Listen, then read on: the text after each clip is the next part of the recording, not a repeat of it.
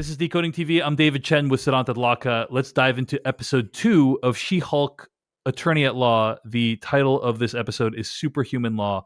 As usual, Siddhant Adlaka, let's talk about overall thoughts. What do you think of this episode? Before we do that, as promised, for those of you who aren't watching this on video, I think Dave can explain what's going on here. Yes, Siddhant is taking out a bag of Cheetos and using chopsticks to extricate them.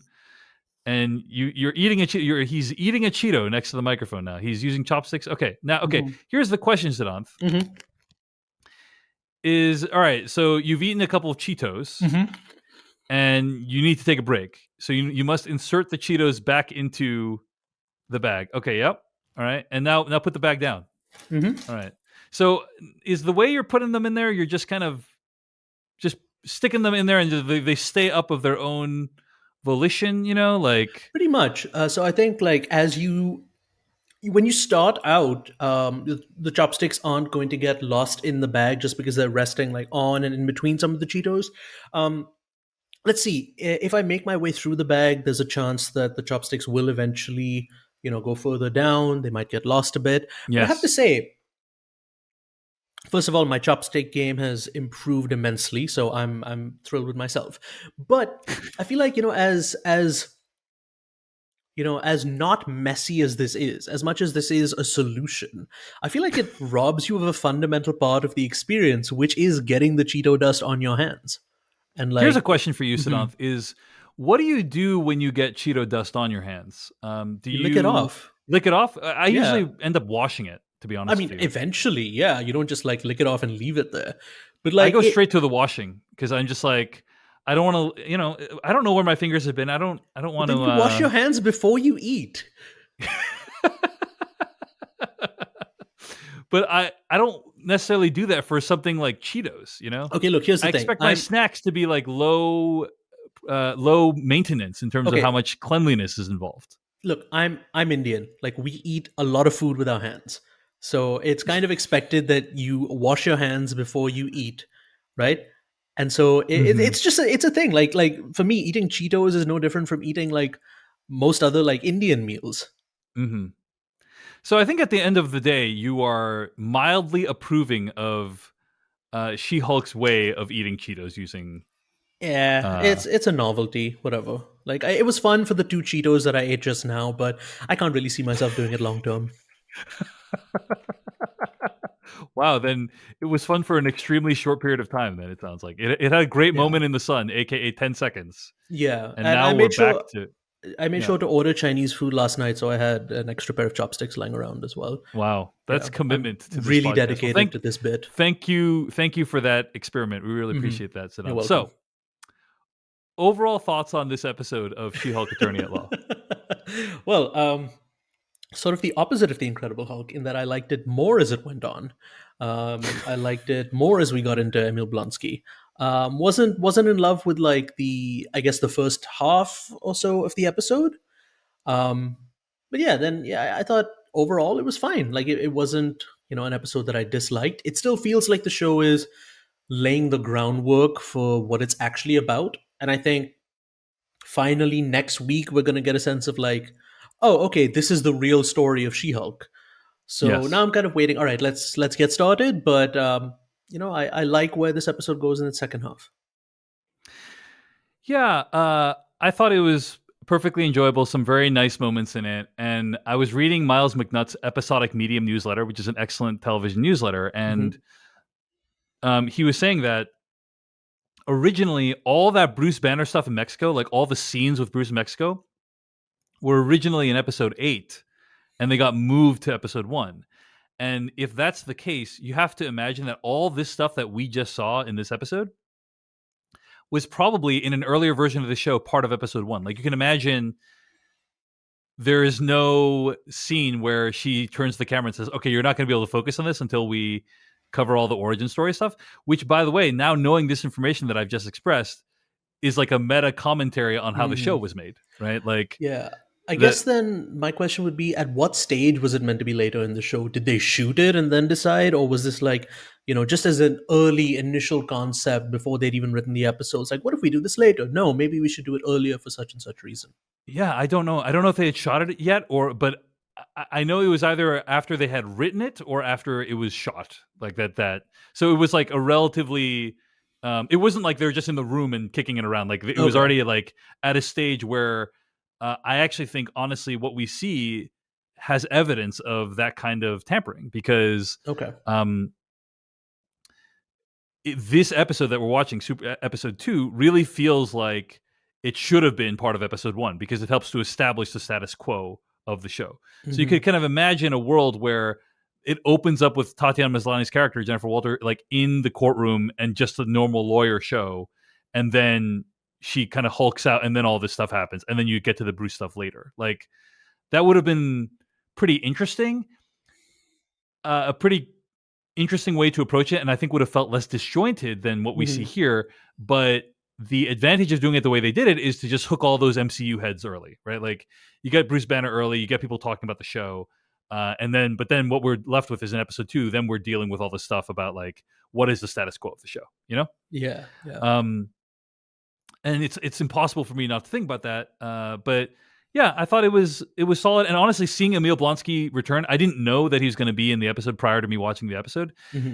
It's kind of the closest that the show has come to the MCU, or the closest the MCU has come to really reaffirming that that Incredible Hulk movie existed. I know you referenced like a couple of other things too, but when Mark Ruffalo shows up, I think in the Avengers is the first time you see him, right? Yeah. Like, I'm like, okay, so is he the same character? And I don't think they ever really explicitly say that like they don't say like, oh yes, remember Betty played by Liv Tyler? Like I don't think they do it. So like this is the first time where it's like, okay, that movie actually happened in this universe. Yes, Disney does not have the rights to it at this point. I don't think. Like, I don't believe the movie's on Disney Plus, but we're going to take it as a movie that happened in this universe. Yeah, and Um, there's also a very tongue-in-cheek, fourth wall breaking sort of reference to it as well, which happens later in the episode, where Bruce Banner's talking about how he's changed, and he says, "Oh, I was oh, literally a different guy," I'm literally a different person today, and which then yeah. and then Jen Walters looks at the camera and says, "Haha, yeah." Yeah. So, and honestly, all the kind of meta stuff I actually really like, in Hmm. the show.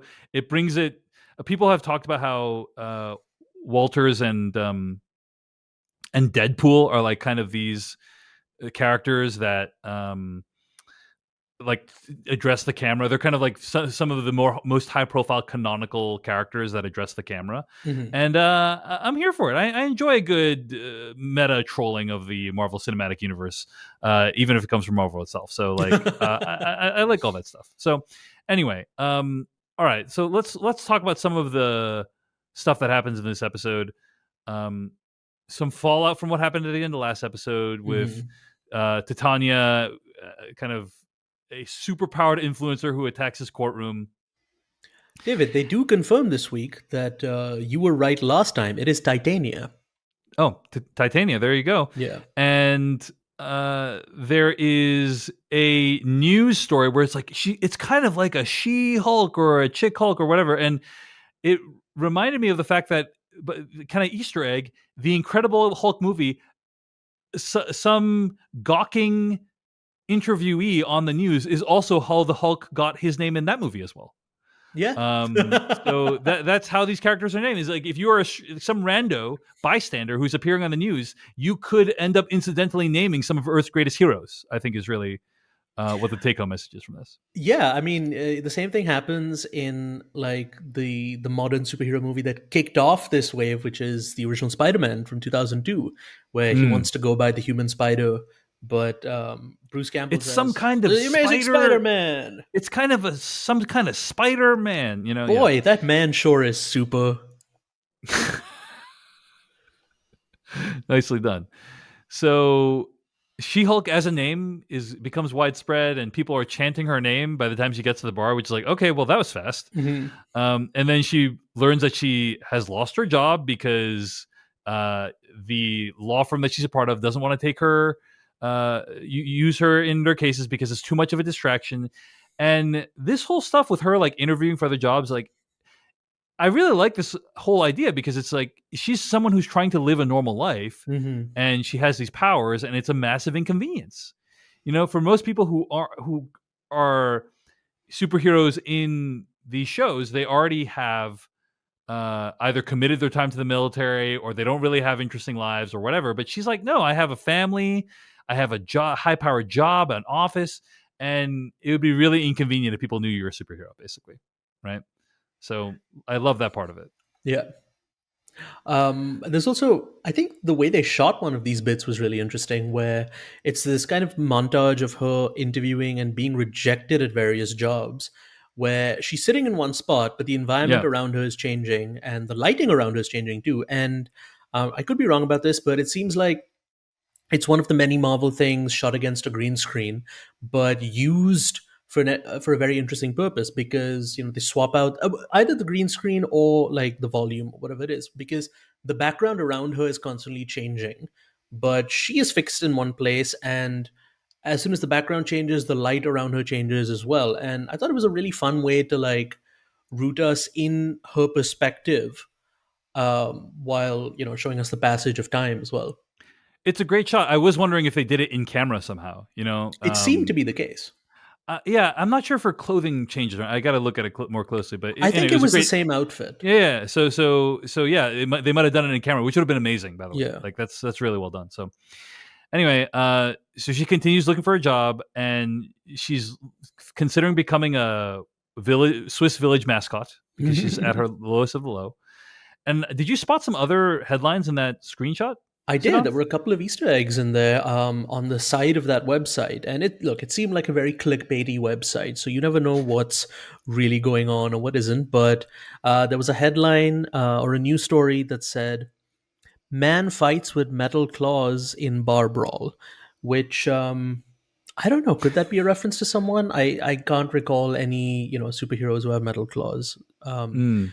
But there's also a reference to a giant statue of a man sticking out of the ocean, which is, everybody's favorite, Tiamat the Eternal. But the Yes, claws which one, by the I'm way, at I a think is loss. the only acknowledgement we've gotten that the Eternals happened in the MCU, Probably for other the than the movie best. The Eternals. Probably Yeah, for the best. I really like that movie, but And anyway, I like, ooh, okay, we're gonna talk about that at some point. no, yeah, yeah. There, there's an ad for sneakers called Iron Man threes, which I thought was really funny. Nice, nice. I like that the episode has all these little like Easter eggs and like these fun little references that aren't just about like, hey, do you recognize this from the comics? Like there's one, as soon as the episode opens, when they're catching us up on what happened last week. Um, it says that Titania's lawyers blame extremely low blood sugar, for her outburst, and like the news ticker. Yeah, yeah. It's funny. It's a fun show. It's a fun show. So then we meet Jen's family. Yeah. Mark Lynn Baker, I think, plays her father. Hmm. Loving Mark Lynn Baker's like later roles. He's awesome. Hmm. And there is a lot of kind of familial concern around her being She-Hulk, but largely they treat it, it's like a normal family dinner with like your cousin got a job and Jennifer is now She-Hulk. Like no one kind of remarks on it. I guess because they've seen Hulks in the family before, so Hmm. it's kind of a normal.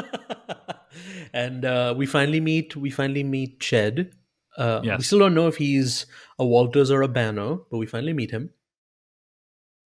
yeah, and also Jen's dad is really obsessed with Hawkeye's arrows. Like, does he just leave them everywhere? That's a good question. It's like Spider-Man's webs. Are they just hanging everywhere like a mess? Good point. Yeah. And Anyway, you do also get the first, this is this real fun bit of characterization for Jen, that she talks over people, which is a mm. realistic thing that like a lot of people do in real life, but you rarely see it in fiction because it's not great for like capturing dialogue. But yeah, she's someone who talks over people and tries to get the last word in, and that's her way of having conversations. We did get this comment on our Decoding TV YouTube video last week from someone named Marcus, Mm-hmm. who wrote in, quote, "I am deeply offended by one aspect of this show, and that is the endorsement of speaking with your hands. By that I mean striking someone physically to make a point. What? On several occasions, Tatiana Maslany lashed out with her hands, unprovoked, to strike Bruce Banner and others. For example, when they discussed the person's new Hulk condition and Bruce paused in a way that the person didn't like, she hit Bruce. Another instance was when the person was talking about Bruce's car, like taking Bruce's car against his will. She drove into him and then provoked a physical fight with him. Anyway, end quote. But I'm much yeah, more offended by her speaking over people and interrupting. I'm sorry. I'm fine with the physical you're fine violence with her in just physically striking people unprovoked, but yeah. yeah. I mean, like, Um, this is I think it what? is. I think the the way she strikes Bruce with her hands is like very kind of playful, insistent. And also, they're both Hit, Hulks, so like neither one is really yeah, they're gonna both get hurt. Hulks. I think Yeah, she kind of knows to what limits she can push him. yeah. But It's not driving the like, car into him, I will say driving the car into him was probably a little much. well, it's I'm going to meant to give be like, because she's like, it's not like framed as like, hey kids, do this, you know. fair enough. Anyway, I'm just noting Walters's communication style. She likes driving into people, she likes hitting people with her hands, and she likes talking over people. Is Yeah. kind of what you're. But it does give the dialogue a little bit more like verisimilitude, like we're watching these relationships actually play out in real life. Yeah, and she's great in the role too. And we talked about this last week, but even when she isn't speaking, like there's this moment at the table at dinner where she kind of has her head in her hands and has this just Yeah. look where she's like bored to tears. And it really reminded me of, again, some of my favorite She-Hulk comics from the early 2000s. The run that was written by Dan Slott and drawn by Juan Bobio, I believe. Which that's another run we may talk about during the rest of the season, where even though She-Hulk is always or usually depicted as like this big, strong, muscular woman, there are moments where she just wants to collapse into a pile and like not be strong or interested or tuned into what's going on. Sometimes she's bored and zones out, and I think that's a run that through the art really captures these dimensions to her that I think the show brings across really well. So it's revealed to She-Hulk, she has a scene where she goes into this law office, and it's a pretty fun scene. There's that scene where like there's this table of white lawyers maniacally laughing. I thought that was like a clever way of visually juxtaposing, the situation she's faced in. And it turns out, obviously, that she's supposed to be head of their new superhero law division, Superhuman Law division. Hmm. And her first client is going to be Emil Blonsky, the guy who tried to kill her cousin Bruce Banner. Hmm. And I think this show is doing a pretty good job so far. We'll see, of like establishing her dynamic in the law firm and how it's obviously a metaphor for how someone in this situation would feel really different and isolated, and I think obviously a metaphor for being a woman in this situation that she's in the show. Not, But not just a metaphor. She is also a woman in a male-dominated law firm. that's true. That's true. That's true. And she has, I guess, it's like exaggerates, Yeah, yeah, the yeah, differences that she must feel, obviously. yeah. But then she has to take on this guy who we then learn is Emil Blonsky, and then you go through this super high tech security thing, a security prison, the Department of Damage Control, I believe it Hmm. is, right? Hmm. Which is the fictional department that exists in the Marvel universe for cleaning up messes that superheroes leave, and Emil Blonsky is in this super high tech prison. Yeah. I thought the whole scene with Emil Blonsky is pretty funny. Hmm. Tim Roth is super charming, very talented actor, but I love the way he kind of expositions his entire history. He's like, me, like Russian born, British raised, on loan to the, and it's like, oh yeah, you remember like he was on loan from the British government, and Hmm. he before he got involved in this thing. Like, wow, like he just shouldn't have agreed. He was doing us a favor.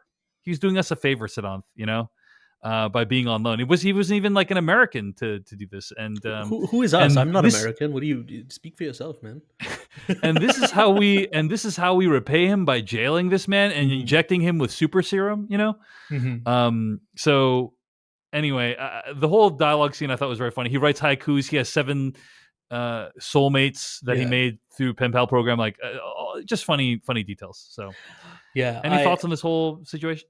So I like that bit quite a lot. I think Tim Roth is fantastic here. He's one of the very rare actors who I think, at least in the Marvel universe, fits both what the MCU used to be and what it is now.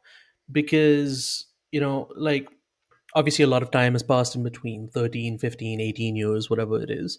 And he has gone from, we rewatched the movie, this like uber serious character, to a more jokey version of him, but he approaches it with a completely straight face. And I think that's what also makes it funny.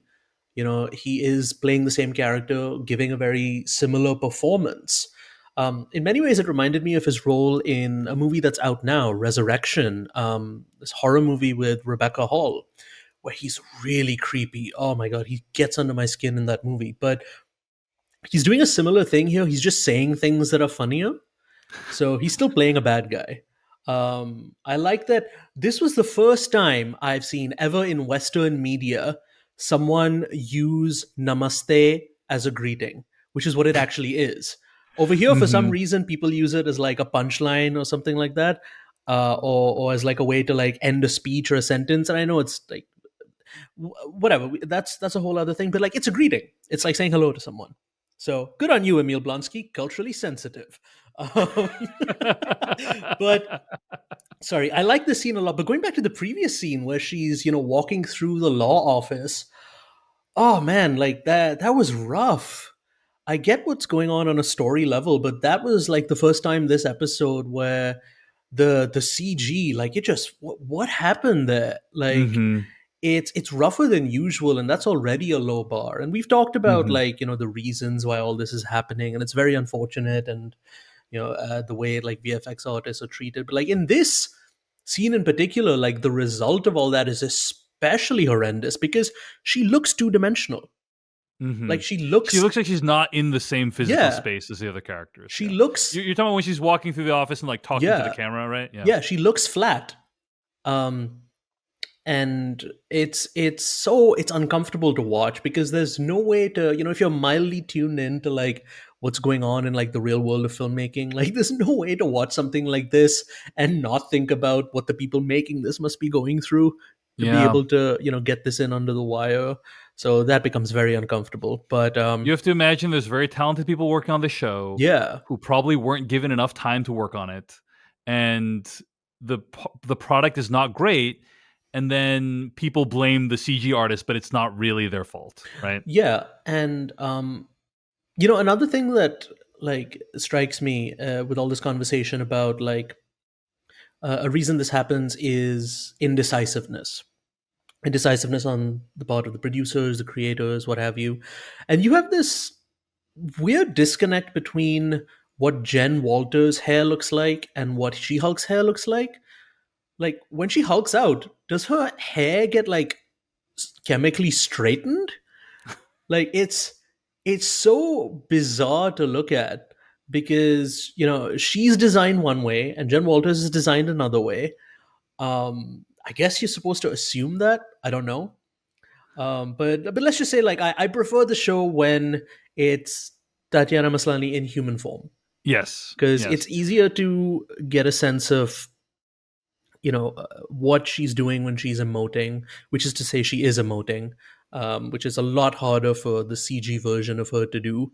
Because at times, She Hulk feels like Woody from Toy Story in 1995 flopping as he runs around. It looks so, like, it's just so distracting. Like, I'm usually forgiving of this stuff, but like this is like bottom of the barrel stuff.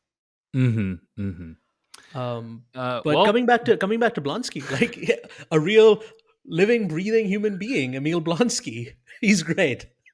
I I will say the She-Hulk hair I think was referred to earlier in the episode. Like one of her family members is like, "We got to get this hair looking like She-Hulk" or something like along those lines, which is very odd to me. I Very odd statement. Yeah, one of them, I think her aunt is like a stylist or Yeah. something. I don't remember specifically a reference to the hair, but there are these little references to like, oh, don't let the sugar go to your waistline, and we got to get you looking all pretty or whatever. Which is, I think, The stuff quote that'll. is, "Let's get this hair more like She-Hulk," is what she says, Oh, so they do acknowledge it. Okay. which is a very odd statement given that, like, I guess they're saying like we want to make sure your hair is more curly because it's kind of like what her normal hair is like. But anyway, um, suffice to say, it. I would agree with you that I prefer Tatiana Maslany's character in the human form, and Like at this point, they may as well just paint her green. I would rather they did they like. should pull a Lou I Ferrigno was and gonna just paint. say, Yeah, who by the way, we forgot to mention in the Incredible Hulk section, he shows up in that movie and he's yeah, delightful. yeah. He's great. He's great. All right. So anyway, the episode ends with her talking to Bruce and making sure he's cool with her taking the job. Hmm. Bruce is in space, Yeah. and then he goes into light speed, and that apparently is hell on the reception. So that's good to know. And then she takes the case only to find out that. Sorry, I dropped my phone there. Only to find out that Abomination has broken out of jail and is fighting in an underground fight club. Now, what we're seeing in the news footage is actually the scene from Shang-Chi where Abomination is fighting Wong, I think, Hmm. in the Hmm. underground fight club. And we also learn in Shang-Chi that Wong and the Abomination are kind of like in on it together. Like they don't actually hate each other, right? They are fighting because it's like something that both of them are aware of, this arrangement of them going to fight in this Hmm. situation. And so unclear to me at this point how that's going to tie, like how this will tie into Shang-Chi's storyline. But my guess is Wong's going to make an appearance soon, and all will be answered. So it opens up a lot of possibilities for where the scope of the show is going to be. And if you've been paying attention to all the casting announcements, it's cool. It's kind of like this cavalcade of like all these random MCU people are going to stop by, and that's kind of fun. That's kind of it should be enjoyable. So, Yeah. any other Never thoughts? Yep, never gonna say no to more Benedict Wong. indeed. But as far as thoughts, yeah, again, like as you very well know, I like the Hulk She-Hulk dynamic, even if they're not like sharing the screen together. You get a sense of their familiarity, their dynamic. My new favorite word when describing them. They have a dynamic, David. Thank you. Nicely done. And yeah, she talks over him, excuse me, and I think he's kind of used to it. It seems like just she's doing it again, that kind of thing. Because she apparently needs to, in the process of what seems like asking for permission, she just kind of needs to talk through this to like convince herself and convince him that Yeah. she's going to take the case. But I like that, the Hulk and Abomination seem to have reconciled in the form of a haiku. Yeah, Um, from almost choking him to death to now he's okay with his cousin working with him on a court case. yeah. The arc of time is long, and you never know where your relationships are going to lead. That's really the moral of this episode. So Yeah, as rough as I may have found like the first half, and as difficult as it is to look at She-Hulk at times, like it's CG CG wise, wise, yeah. Like it's I'm sorry, man. Like I'm so annoyed by this because sometimes like her hands look really realistic, but the rest of her looks like rubber. yeah. And do you have like different people with more time and like healthcare benefits working on the hands, whereas it's like freelancers working on the face? I need to know. One day the truth will come out, I hope. But It's we slowly should point leaking out, by now. the way, that there are post credit scenes every single week on Yeah. the show. We didn't actually talk about last week's post credits, but it's basically her wanting to figure out if Steve Rogers was a virgin, which was Hmm. confirmed he's not. Uh, and by the way, the thing that was notable to me about that scene is I guess like people don't know about Steve Rogers like living out his life in the United States after Endgame, right? That's kind of because if they knew about it, Yeah. they would know he's not a virgin, right? Because Hmm. he presumably has a life with Peggy and uh, you know If it's Agent this Carter. timeline or If it's this timeline, right? whatever, we don't really. Yeah. In this post credit scenes, we see She-Hulk uh, doing a bunch of household chores using her newfound strength, which is funny. Yeah, and Ched talking about how even though he doesn't know what 4K is, he knows you need it. So true. So true. Oh, All Ched. right. Classic Ched. All right. Well, I think that's going to bring us to the end of this week's episode of Decoding TV, covering She-Hulk. But we hope you've enjoyed listening to this conversation. Again, next week, it's going to be She-Hulk episode 3, and we are also going to cover The Sensational She-Hulk by John Byrne, volume 1. We'll link to that in the show notes. Siddhant is getting out the Cheetos again. That's what that I'm noise hungry. is. Thank you for that. He is Siddhant Adlaka. Find him on Twitter at Siddhant Adlaka. I'm David Chen. Find me on Twitter at Dave Chensky. Support this podcast at decodingtv.com. Thanks to everyone who makes the show possible. We'll see you next week.